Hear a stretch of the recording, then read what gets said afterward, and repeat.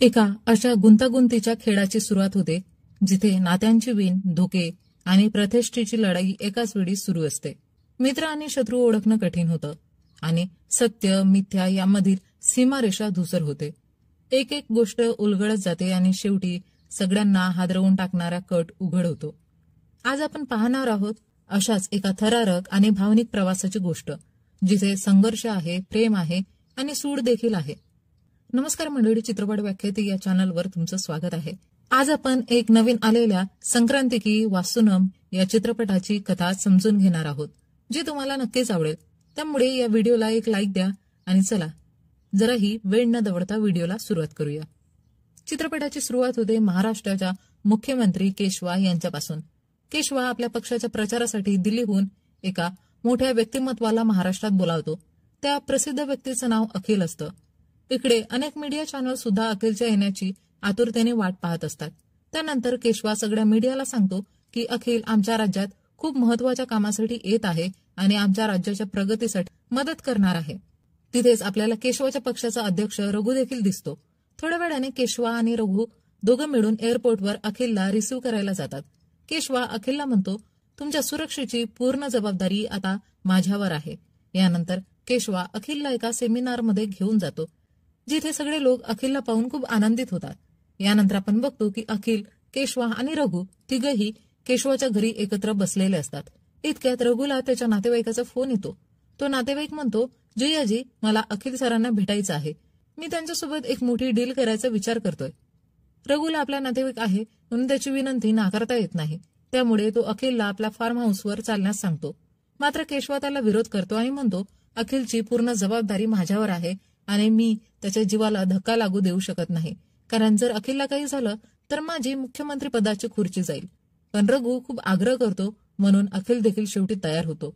अखिल निघण्यापूर्वी केशवा इन्स्पेक्टर मीनाक्षी हिला आदेश देतो की तू पण अखिलच्या सुरक्षेसाठी त्याच्यासोबत जा. यानंतर रात्रीच्या वेळी रघु स्वतःच्या हाताने अखिलसाठी जेवण बनवतो आणि दुसरीकडे मीनाक्षी आपल्या ऑफिसरसह फार्म हाऊसच्या आजूबाजूला कडक नजर ठेवते. तेवढ्यात जेव्हा रघु कानात हेडफोन लावून जेवण बनवतो, त्यावेळी अचानक बरेच गुंड येऊन अखिलवर हल्ला करतात.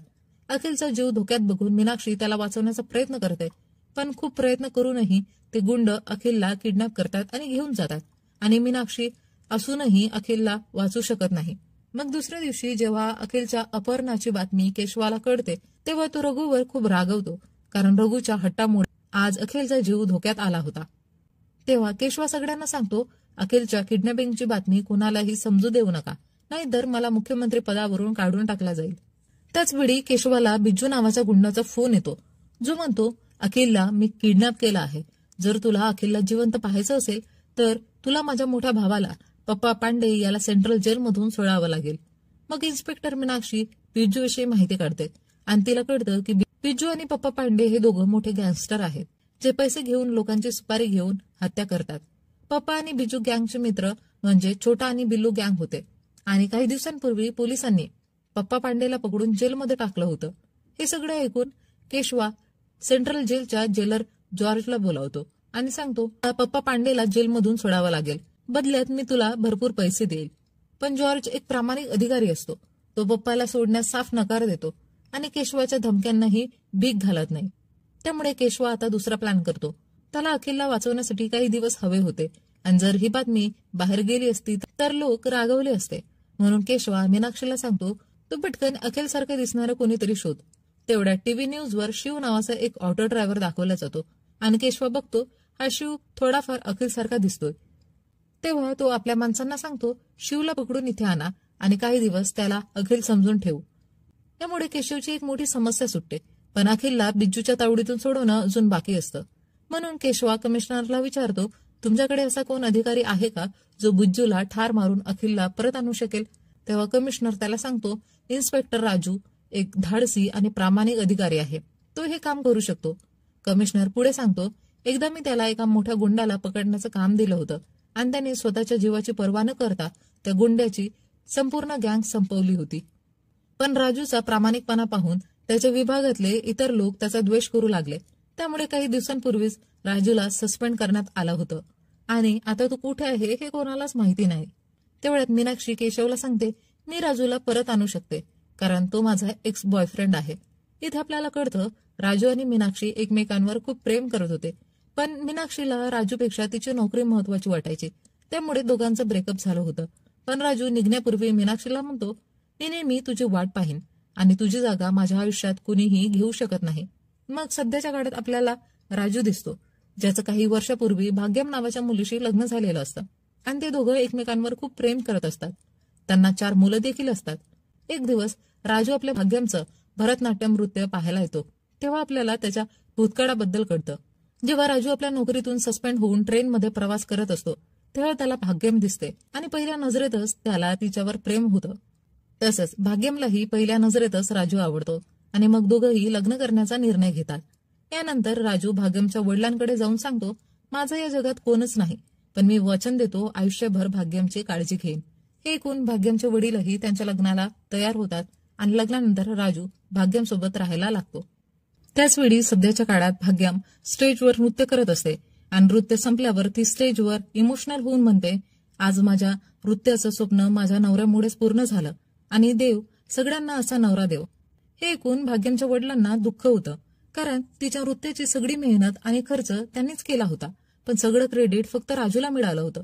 मग ते ठरवतात की आजपासून ती राजू आणि त्यांच्या मुलीची अजिबात मदत करणार नाही आणि सोबतच भाग्यमला आणि राजूला एक सोबत राहू देणार नाही. भाग्यम आणि राजूने 6 वर्षात 4 मुलं केली होती आणि त्यांची सगळी जबाबदारी आणि आर्थिक खर्च देखील वडिलांनाच बघावा लागणार होता. म्हणून ते ठरवतात की रात्रीच्या वेळेस ते भाग्यम आणि राजूवर सतत लक्ष ठेवून राहील आणि ते भाग्यम आणि राजूला एकत्र झोपू देणार नाही. त्यामुळे घरातले सगळे लोक राजूची थट्टा करत आपापल्या बायकांसोबत खोलीत जातात. हे पाहून राजूला खूप राग येतो, पण भाग्यमचे वडील त्याला त्याच्या जवळच घेऊन झोपतात आणि त्याच्या भीतीने सगळे दरवाजे बंद करून टाकतात. पण जेव्हा वडील गाढ झोपेत असतात, तेव्हा राजू भाग्यमला घेऊन बाहेर जाण्याचे डिसाईड करतो. भाग्यम त्याला विचारते, आपण घराबाहेर कसं जाणार? तेवढ्यात राजू खिडकी तोडतो आणि तिला बाहेर घेऊन जातो. नंतर दोघंही घराबाहेर छान वेळ घालवतात आणि एकमेकांसोबत रोमॅन्टिक क्षण अनुभवतात. पुढच्या दिवशी सगळे गावातले लोक भाग्यमच्या घरी येतात. सर्व लोक राजूवर खूप रागवलेले असतात, कारण राजू आणि भाग्यम यांच्या गोंधळामुळे गावकरी रात्रभर झोपू शकले नव्हते. गावकरी ही तक्रार घेऊन भाग्यमच्या वडिलांकडे येतात. तेव्हा भाग्यमचे वडील बोलतात, राजू तर रात्रभर माझ्यासोबत होता, तर तो घराबाहेर कसा गेला? तेव्हाच सगळ्यांच्या नजरा तुटलेल्या खिडक्यांकडे ओढतात आणि ते पाहून सगळेजण आश्चर्यचकित होतात आणि ते राजूला म्हणतात, तू कधी नाही सुधारणार. पण त्याचवेळी राजूचा मुलगा बुल्ली रागाने गावकऱ्यांना म्हणतो, माझे बाबा तरी आपल्या बायकोसोबतच मजा करत होते, पण तुमच्या बायका दुसऱ्या माणसांसोबत असं वागतात, त्याचं काय? हे ऐकून सगळे गावकरी लाजेने तिकडून निघून जातात. दुसऱ्या बाजूला आपण केशवला पाहतो, जो शिवला बनावट अखिल म्हणून लोकांसमोर आणतो. तेव्हा तो मीडियाला सांगतो, अखिल सरांची तब्येत थोडी खराब आहे, म्हणून ते काही दिवस घराबाहेर येणार नाहीत. त्यानंतर मीनाक्षी केशवाकडे येते आणि सांगते, आपल्याला राजूची लोकेशन मिळालेली आहे, मी लवकरच जाऊन त्याला घेऊन येते. इकडे भाग्यमचे वडील राजूला 5 लाख रुपये देत म्हणतात, हे पैसे घेऊन ठेकेदार मोहनला देऊ नये. राजू त्यांच्या बोलण्यानुसार पैसे घेऊन आपल्या मुलासोबत निघतो. रस्त्यात त्याला स्वामी नावाचा त्याचा शिक्षक दिसतो, जो अतिशय दुःखी असतो. खरं तर कोणीतरी स्वामीची बेइज्जती केलेली असते, त्यामुळे ते अतिशय निराश असतात. आपल्याला कळतं की स्वामींनी बदला घेण्यासाठी आपल्या मंत्री मित्राची मदत मागितली होती, पण त्यानेही मदत देण्यास नकार दिला. तिकडून जाताना राजू स्वामींना पाहून खूप खुश होतो, कारण स्वामींनी त्याला लहानपणी शिकवलं होतं. एकदा शाळेत राजू चिटिंग करत असतो, तेव्हा स्वामी त्याला पाहतात आणि राजूला वाटतं की स्वामी मला ओरडतील, पण स्वामी काहीही न बोलता तिकडून निघून जातात. नंतर राजू त्यांच्याकडे जाऊन विचारतो, सर मी चिटिंग करत होतो, तरी तुम्ही मला ओरडलात का नाही? त्यावर स्वामी म्हणतात, मी ओरडून काय होईल? जो माणूस चिटिंग करतो त्याला आयुष्यात कधीच यश मिळत नाही आणि तो माणूस कधी आनंदी राहत नाही. नंतर निकाल लागल्यावर राजू वर्गात पहिला येतो, पण तो मनोमन दुःखी असतो, कारण ते नंबर त्याच्या मेहनतीचे नव्हते. त्याच दिवशी राजू ठरवतो, आजपासून मी कधीही चिटिंग करणार नाही. असं राजूचं आयुष्य स्वामींनीच बदलून टाकलं होतं.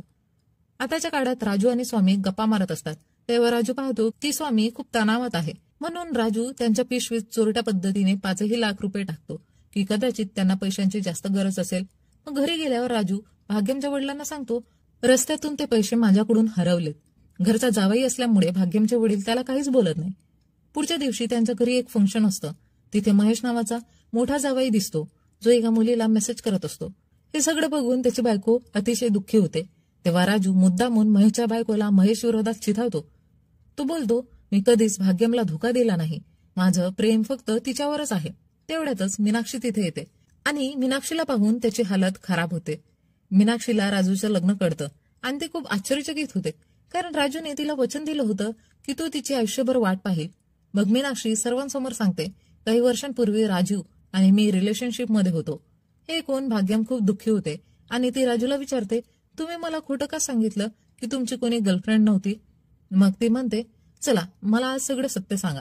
त्यावर राजू सांगतो, आम्ही पोलीस ट्रेनिंगमध्ये भेटलो होतो आणि हळूहळू प्रेमात पडलो. आम्ही लग्न करायचं ठरवलं, पण लग्नाच्या आधीच आमचं ब्रेकअप झालं. मग राजूची पूर्ण कथा ऐकून भाग्यम खूप भावुक होते. यानंतर मीनाक्षी राजूला म्हणते, मी इथे तुझी मदत मागायला आली आहे. आपल्याला बिज्जूच्या हातातून अखिलला वाचवायचं आहे. तेव्हा राजू मीनाक्षीचं म्हणणं मान्य करतो आणि सीएमची मदत करण्यास तयार होतो. मग राजू मीनाक्षी सोबत मिशनवर जायला निघतो. पण तेव्हा भाग्यम म्हणते, मी माझ्या नवऱ्याला दुसऱ्या बाईसोबत एकटं कसं पाठवू? मला अजूनही त्याच्या वागणुकीवर शंका आहे. मग मीनाक्षी भाग्यमची भेट केशवशी करून देते. तेव्हा केशवा भाग्यमला सांगतो, आपल्याला राजूची खूप गरज आहे. जर राजूने अखिलला वाचवलं नाही तर मग राजकारणातील माझी कारकीर्द कायमची संपेल. केशवची अशी अवस्था बघून भाग्यम तयार होते, पण ती एक अट घालते, मी सुद्धा राजूसोबत मिशनवर जाईन. भाग्यम सोबतच भाग्यमचे वडील आणि मुलीही मिशनवर येण्याचा आग्रह धरतात. मग मीनाक्षीला नाईलाजाने त्या सगळ्यांना सोबत घेऊन जावंच लागतं. यानंतर सगळे केशवाकडे जातात आणि केशवा राजूला पाहून खूप खुश होतो, कारण आता अखिल वाचेल अशी त्याला आशा वाटते. दुसरीकडे आपल्याला बिज्जू दिसतो, जो आपल्या माणसांसोबत मिळून बिल्लूवर हल्ला करतो आणि या झटपटीत बिज्जू बिल्लूला मारून टाकतो. इकडे केशवा राजूला म्हणतो, मला तुझ्यावर पूर्ण विश्वास आहे. तू सगळ्यात शूर अधिकारी आहेस जो अखिलला वाचू शकतो. तेव्हा राजू जोशात येऊन केशवाला सॅल्यूट करतो, पण तेवढ्यातच त्याच्या कमरेला मोच येते, कारण आता तो पूर्वीसारखा फुर्तीदार राहिलेला नसतो. हे सगळं पाहून केशवाचे सगळे स्वप्न भंगतात आणि तो विचार करू लागतो, राजू अखिलला वाचू शकेल का? यानंतर तो लगेचच डॉक्टरला बोलावतो. डॉक्टर तपासणी करून सांगतो, राजूचं शरीर आता पूर्णपणे अशक्त झालंय. तू कुठल्याही मिशनसाठी योग्य नाही. हे ऐकून केशवा आतून खूप टेन्शन घेतो, पण तरी देखील तो राजूला मिशनवर पाठवायला तयार होतो. त्याचवेळी केशवाला बिल्लूचा फोन येतो. तो केशवाला धमकावतच म्हणतो, जर लवकरात लवकर तू माझ्या भावाला जेलमधून सोडलं नाहीस तर अखिलची लाश तुला रस्त्यावर सापडेल. बिल्लूची ही धमकी ऐकून केशवाची अवस्था खूप वाईट होते. यानंतर राजू आपलं डोकं लावतो आणि सगळ्यांना म्हणतो, आपल्याला काहीही करून पप्पांना जेलमधून बाहेर काढावं लागेल. तेव्हाच आपण जॉर्जच्या तावडीतून पप्पाला सोडू शकतो. दुसऱ्या दिवशी सेंट्रल जेलमध्ये काही कैदी पप्पावर हल्ला करतात आणि त्याला जबर मारहाण करतात. हे सगळं सीएमच्या आदेशावरून घडलं असतं. म्हणून जॉर्ज पप्पाला उपचारासाठी तात्काळ हॉस्पिटलमध्ये घेऊन जातो आणि रस्त्यात तो आपल्या अधिकाऱ्याला सांगतो, हॉस्पिटलमध्ये कडेकोट बंदोबस्त ठेव. काय माहित पप्पाचे लोक त्याला वाचवायला येतील. तेवढ्यात राजू, भाग्यम आणि मीनाक्षी डॉक्टरांच्या वेशात हॉस्पिटलमध्ये येतात, जेणेकरून ते पप्पांना तिकडून बाहेर काढू शकतील. ते पप्पांना ऑपरेशन थिएटरमध्ये घेऊन जातात आणि राजू पप्पांना सांगतो, आम्ही तुला वाचवायला आलोय. तेव्हा पप्पा त्याचा ऐकतो. मग राजू जॉर्जला असं दाखवतो की पप्पाचे माणसं हॉस्पिटलवर कधीही हल्ला करू शकतात आणि हल्ला होण्यापूर्वी पप्पांना दुसऱ्या हॉस्पिटलमध्ये हलवावं लागेल, असं जॉर्जला तो पटवतो. जाता जाता हॉस्पिटलमध्ये अचानक गोळीबाराच्या आवाजांचा सीन तयार होतो. जे ऐकून जॉर्ज सगळ्यांना हॉस्पिटलच्या बाहेर पाठवतो आणि आपण स्वतः आपल्या टीमसह त्या आवाजाच्या दिशेने जातो. तिथे जाऊन त्याला कळतं की हे सगळं आवाज स्पीकरमधून येत होते. हे बघून जॉर्ज धावत हॉस्पिटलच्या बाहेर येतो, पण तेव्हाच राजू आणि सगळे तिकडून निघून गेलेले असतात. दुसरीकडे केशवा आणि राजू पप्पा सुटल्यामुळे खूप खुश होतात. यानंतर राजू आणि सगळे पप्पाला घेऊन कारने जात असतात आणि वाटेत राजू पप्पाचे फोनवर बिज्जूशी बोलणी करून देतो. पप्पांना बाहेर पाहून बिज्जू खूप आनंदी होतो आणि म्हणतो, मी तुम्हाला एक लोकेशन पाठवत आहे, तिकडे पप्पांना घेऊन या. इकडे भाग्यम खूप उदास बसलेली असते. तेव्हा राजू तिला म्हणतो, तू इतकी नाराज का आहेस? त्यावर भाग्यम म्हणते, मी मीनाक्षीला तुझ्यासोबत पाहू शकत नाही. ती मुद्दाम तुझ्या जवळ येण्याचा प्रयत्न करते. तेव्हा राजू ही मीनाक्षीची निंदा करतो, पण मीनाक्षी मागून सगळी बोलणी ऐकत असते. मग राजू तिला समजवण्याचा प्रयत्न करतो. थोड्या वेळाने भाग्यम सगळ्यांसाठी जेवण बनवून आणते आणि पप्पांनाही जेवायला देते, पण पप्पा जेवायला नकार देतात. मग भाग्यम त्यांना जबरदस्तीने जेवायला सांगते. तेवढ्या चुकून पप्पांना धक्का लागतो आणि ते एका उंच डोंगरावरून थेट रस्त्यावर कोसळतात. इतक्या उंचीवरून पडल्यानंतर पप्पांची अवस्था गंभीर होते आणि त्याचवेळी एक बस वेगाने येते आणि पप्पांना चिरडून जाते आणि या अपघातात पप्पाचा मृत्यू होतो. पप्पाची ही अवस्था बघून सगळ्यांच्या पायाखालची जमीन सरकते आणि मीनाक्षी आणि राजू देखील भाग्यमवर रागवतात, कारण त्यांना भीती असते की जर ही गोष्ट बिजूला कळली तर तो अखिलला मारून टाकेल. यानंतर सगळे मिळून केशवाला ही बातमी सांगतात. ही गोष्ट ऐकून केशवालाही धक्का बसतो. मग केशवा त्यांना म्हणतो, तुम्ही लवकर पप्पाची बॉडी घेऊन इकडून निघून जा, कारण जॉर्ज तुमचा पाठलाग करत इकडेच येतोय. हे ऐकून ते लोक पप्पाची बॉडी घेऊन दुसऱ्या गाडीतून निघून जातात. काही वेळाने जॉर्जला रस्त्यात त्यांची व्हॅन दिसते, पण जॉर्ज येईपर्यंत ते सगळे तिकडून निघून गेलेले असतात. तेव्हा जॉर्ज आपल्या ऑफिसरला सांगतो, आपल्याला लगेचच त्यांचा माग काढायला हवा, नाहीतर ते लोक पप्पाला बिज्जूच्या हवाली करतील. दुसऱ्या बाजूला राजूच्या डोक्यात एक शक्कल येते. तो पप्पाचे हातपाय एका पातळ दोरीने बांधतो आणि त्या दोरीच्या मदतीने पप्पाच्या मृत शरीरावर पूर्णपणे नियंत्रण ठेवतो. त्यानंतर ते लोक बिज्जूला व्हिडिओ कॉल करून पप्पाला दाखवतात. व्हिडिओ कॉलवर बिज्जूला वाटतं की पप्पा अजून जिवंत आहे आणि राजूचा प्लॅन यशस्वी होतो.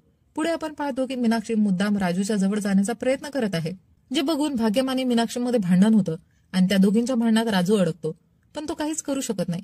यानंतर राजू आणि बाकीचे एका धाब्यावर बसून जेवत असतात.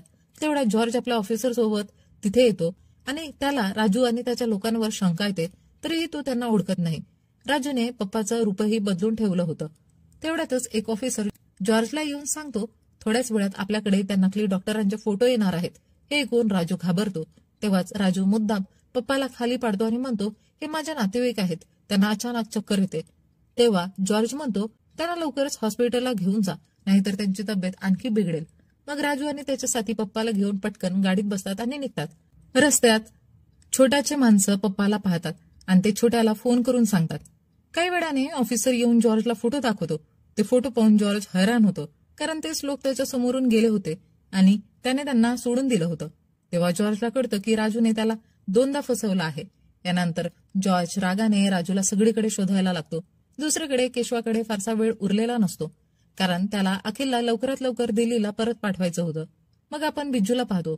तेव्हा छोटा बिज्जूला फोन करून सांगतो, मला तुझ्या भावाबद्दल सगळं कळलं आहे आणि आता मी त्याला जिवंत सोडणार नाही. हे ऐकून बिज्जू खूप घाबरतो आणि छोट्यापासून आपल्या भावाचा जीव वाचवण्यासाठी पंकज नावाच्या माणसाला राजूकडे पाठवतो. यानंतर आपण पाहतो की पंकज आपल्या गुंडांसोबत पप्पाची रक्षा करत असतो. पण तेवढ्यात भाग्यम आणि मीनाक्षी पुन्हा भांडायला लागतात. त्या भांडणात मीनाक्षी भाग्यमला म्हणते, तुझ्यामुळेच आज पप्पाचा जीव गेला आणि यामुळेच आपण सगळे त्रासलेलो आहोत. ही गोष्ट पंकजचे काही माणसं ऐकतात, पण ते पंकजला सांगायला जातात. तोपर्यंत राजू त्यांना मारून टाकतो. यानंतर पंकज राजूकडे येतो आणि आपले माणसं मेलेली बघून गोंधळतो. तेव्हा राजू त्यांना सांगतो, तुझी माणसं छोट्याच्या लोकांनी मारली आहेत आणि इतक्यातच खरंच छोट्याचे लोक येऊन पंकजवर हल्ला करतात. त्या झटपटीत पंकज आणि छोटा दोघंही एकमेकांशी लढता लढता मरतात. काही वेळाने बिज्जू देखील राजूकडे येतो, जो आपल्या भावाचा मृतदेह पाहून खूप संतापतो. तेव्हा राजू बिज्जूला सांगतो, तुझ्या भावाला छोट्याने मारला आहे आणि मरताना पप्पाने सांगितलं होतं की अखिलला सुखरूप सोड. हे ऐकून बिज्जू आपल्या भावाची अखेरची इच्छा पूर्ण करण्यासाठी अखिलला राजूकडे सुपूर्त करतो. पण एवढ्यातच जॉर्ज येतो आणि बिज्जूला सांगतो, तुझ्या भावाला कोणत्या छोट्याने नाही तर राजूनेच मारला आहे. हे ऐकून बिज्जू राजूला मारायला धावतो, पण राजू आपली अक्कल वापरतो आणि म्हणतो, जॉर्ज सर, तुम्ही काय प्लॅन केलाय? तुम्हाला सगळ्यांना फसवून त्यांनाही देवाघरी पोहोचवायचं आहे ना? त्यावर जॉर्ज म्हणतो, राजू खोटं बोलतो आहे. तेव्हा बिज्जू गोंधळतो की नेमकं कोणावर विश्वास ठेवायचा. इतक्यात छोटा अचानक उभा राहतो आणि बिज्जूचा गळा पकडतो आणि त्यांच्यात जबरदस्त मारामारी सुरू होते. त्या दोघांच्या भांडणाचा फायदा घेऊन राजू आणि बाकी सगळे लोक तिकडून पडून जातात. यानंतर बिज्जू छोटाला ठार मारतो आणि लगेचच राजूचा पाठलाग करायला लागतो. दुसरीकडे राजू अखिलला घेऊन केशवाकडे जात असतो आणि केशवाला देखील अखिल येतोय हे कळाल्यावर खूप आनंद होतो. पण वाटेतच बिज्जूचे गुंड राजूवर हल्ला करतात. मग राजू आणि त्याचे लोक एका मोठ्या फॅक्टरीत जाऊन लपतात, पण गुंड तिथे येऊन त्याला मारण्याचा प्रयत्न करतात. आता राजू देखील त्या गुंडांपासून पडताना थकतो आणि मग रागाच्या भरात एकेका गुंडाला जबरदस्त मारतो. शेवटी राजू बिज्जूला देखील ठार करतो. हे सगळं संपल्यावर राजू अखिलला केशवाकडे नेण्यास नकार देतो आणि अखिलला घेऊन कुठेतरी निघून जातो. जेव्हा हे केशवाला कळतं तेव्हा त्याचे डोळे विस्फारले जातात. तो लगेचच राजूला कॉल करून विचारतो, तू अखिलला का घेऊन गेला आहेस? त्यावर राजू म्हणतो, मी अखिलला तेव्हा सोडेल जेव्हा तू माझं एक काम करशील. मग राजू त्याला सांगतो, काही महिन्यांपूर्वी माझ्या टीचर स्वामीजींची निवडणूक कार्यालयाबाहेर पांडू नावाच्या एका आमदाराने खूप बेइज्जती केली होती. स्वामीजींना फक्त त्याला सांगायचं होतं की लाईनमध्ये उभं राहा, पण पांडूला हे अपमानास्पद वाटलं आणि स्वामीजींना नोकरीतून त्याने काढून टाकलं. एवढंच नाही तर त्यांच्यावर आरोप केला की त्यांनी शाळेत एका बाईसोबत दुष्कर्म केला आहे. आता मला माझ्या टीचरचा सन्मान परत मिळवून द्यायचा आहे आणि त्या आमदाराला धडा शिकवायचा आहे. हे ऐकून केशवा रघुला सांगतो, तू पांडूला सांग की सगळ्यांसमोर स्वामीजीची माफी माग. खरं तर पांडू हा रघुचा सासरा असतो. मग रघुच्या बोलण्यावरून पांडू मान्य करतो आणि सगळ्यांसमोर स्वामीजीची माफी मागतो. तसंच तो सत्य देखील सांगतो की मीच त्या बाईला तिथे पाठवलं होतं, त्यामुळे स्वामीजींना त्यांचा हरवलेला सन्मान परत मिळतो. यानंतर अखिलला परत दिल्लीला पाठवलं जातं आणि शेवटी केशवला हायसं वाटतं. यानंतर आपण पाहतो की राजूच्या घरी मीनाक्षी पण त्याच्यासोबत राहायला आली होती. यामुळे मीनाक्षी आणि भाग्यम पुन्हा भांडायला लागतात आणि राजू पुन्हा एकदा त्यांच्या दोघींमध्ये अडकतो आणि या दृश्यावरच हा चित्रपट इथे संपतो. आणि अशा प्रकारे या गोष्टीचा शेवट जरी झाला असला तरी काही नात्यांमधल्या गुंतागुंतीच्या गोष्टी अजूनही उलगडायच्या बाकी आहेत. राजूच्या आयुष्यात मीनाक्षी आणि भागमतीचा संघर्ष गाथा पुढे काय वळण घेईल? केशव आणि अखिलच्या वाटा परत कधी एकत्र येतील का? एक संघर्ष संपला पण नवीन अध्याय सुरू व्हायची नांदी देखील यांनी दिली आहे. कदाचित ही केवळ सुरुवात आहे.